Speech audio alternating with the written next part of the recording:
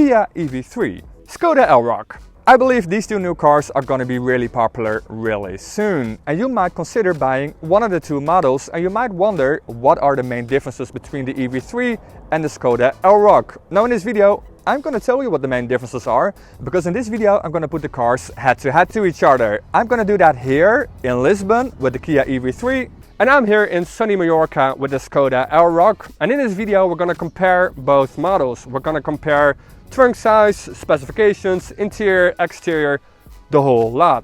So if you're considering the Kia EV3 and the Skoda Elroq and you're not sure what car is more suitable for you, make sure to watch this entire video.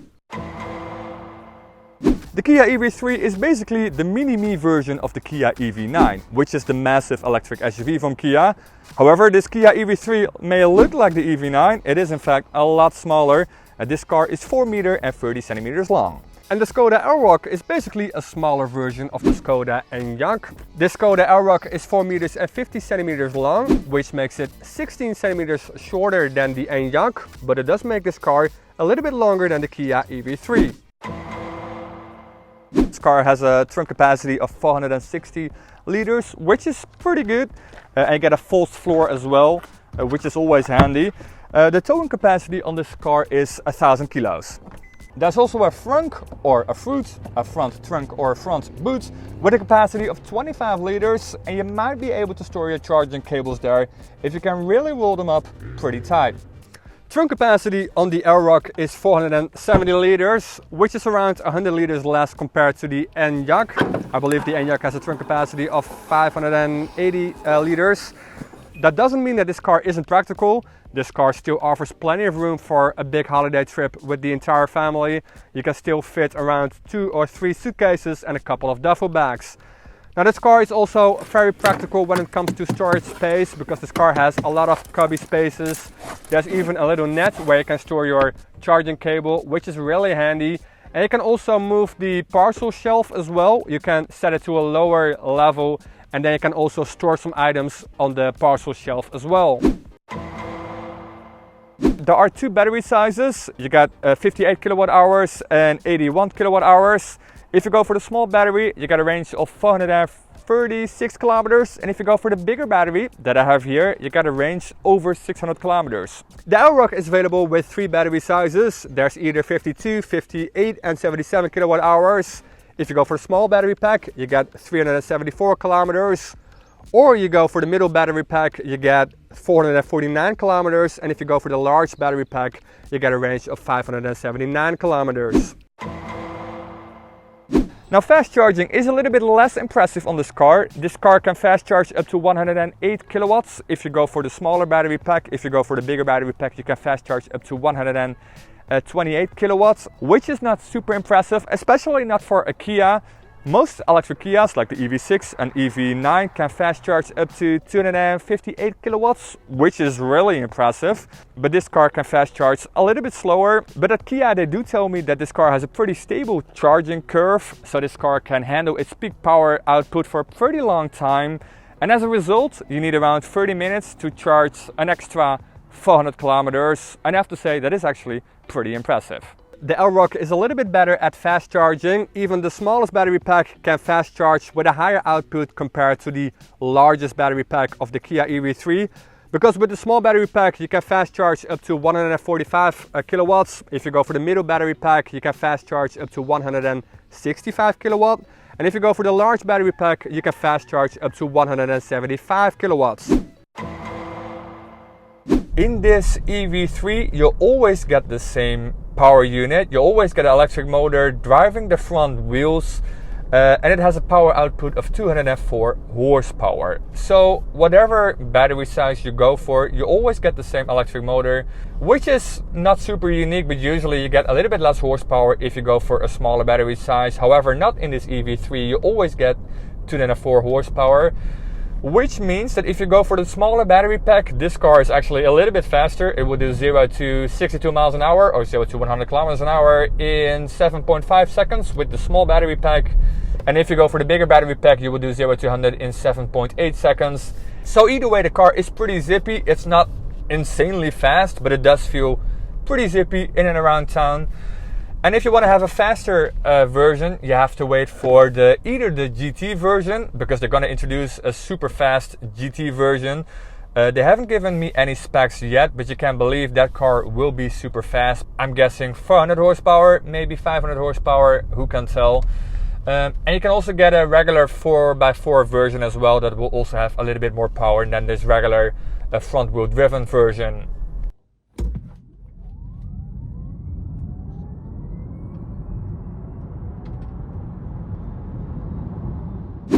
The power outputs also differs per battery pack. The small battery pack is connected to an electric motor on the rear because the MEB platform is a rear wheel driven platform, and the power output in the entry level version is 170 horsepower. If you go for the 58 kilowatt hour battery pack, you get a power output of 204 horsepower.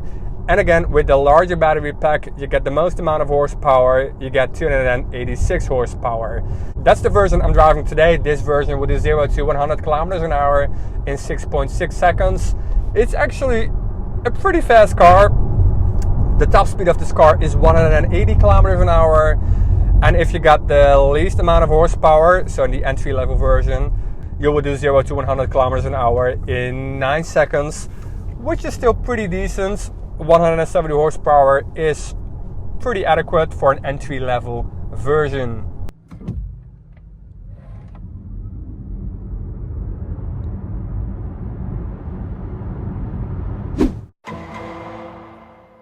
The backseat area is not as spacious as the trunk. I'm 1.80 meters and I'm sitting behind myself, and I'm still pretty comfortable here. I've got some knee room left and also some headroom left. But if you're a little bit taller, this is not the best place to be.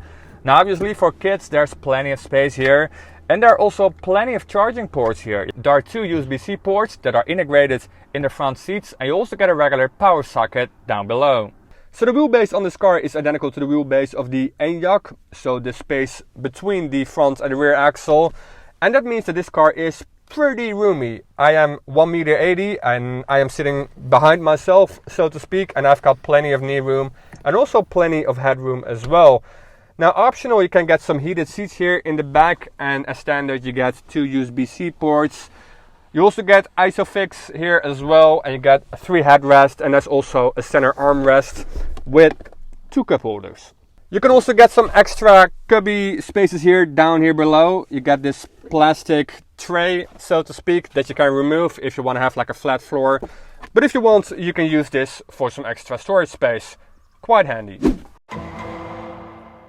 Here in the interior, Kia is very proud of the fact that they have integrated a lot of stuff from their high-end models, so the EV6 and the EV9, in this budget-friendly car. Take for example this massive screen that is taken from the EV6 and the EV9, 2 cars that are way more expensive than this car. Now here on the right side you obviously get the infotainment system, so with your sat nav. There are some hotkeys down here below, so you got home, you got map if you want to go to the sat nav. There's a search button, a media button, there's a favorite button and a setup button.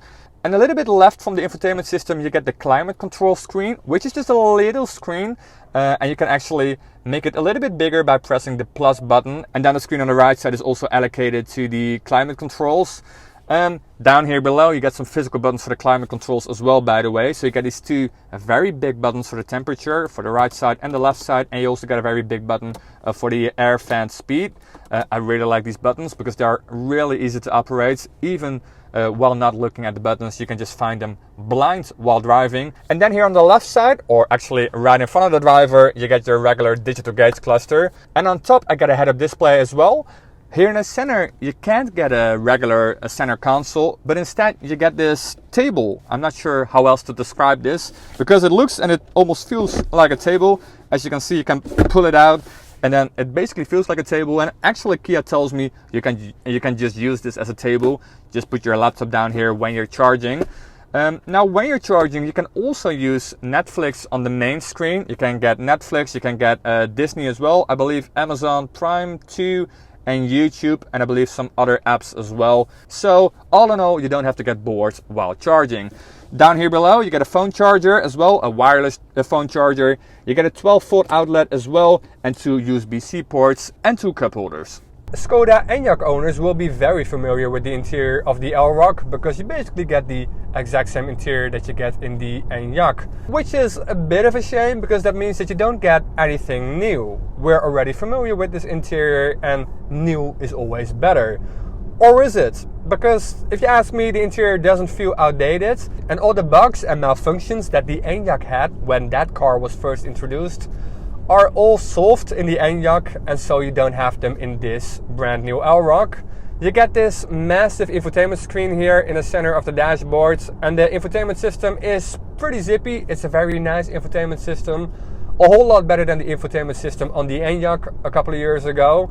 It's very fast, there's a lot of compute power and the menus are quite clear. You don't have to go through a lot of menus to find the functions that you are looking for. There's a separate menu for the battery and you can use that menu to preheat the battery. So if you're planning to go to a supercharger, you can preheat the battery and then you can fast charge a bit faster than if you wouldn't do that. And especially in the winter, that's just a very nice function to have. And like I said, the rest of the interior is identical to that of the Enyaq. So you get two cup holders here in the center, you get a cubby space here, and there's a place where you can leave your phone to charge wireless. There is a new steering wheel, or the center part of the steering wheel is new, because just like on the bonnet, you don't get a logo here on the steering wheel as well. Here you have Skoda written out in full as well, but again in the Enyaq that will also be changed quite soon. The Kia EV3 starts from around 37,000 euros if you go for the smaller battery pack. If you go for the bigger battery pack, you have to pay around 41,500 euros, depending on your country.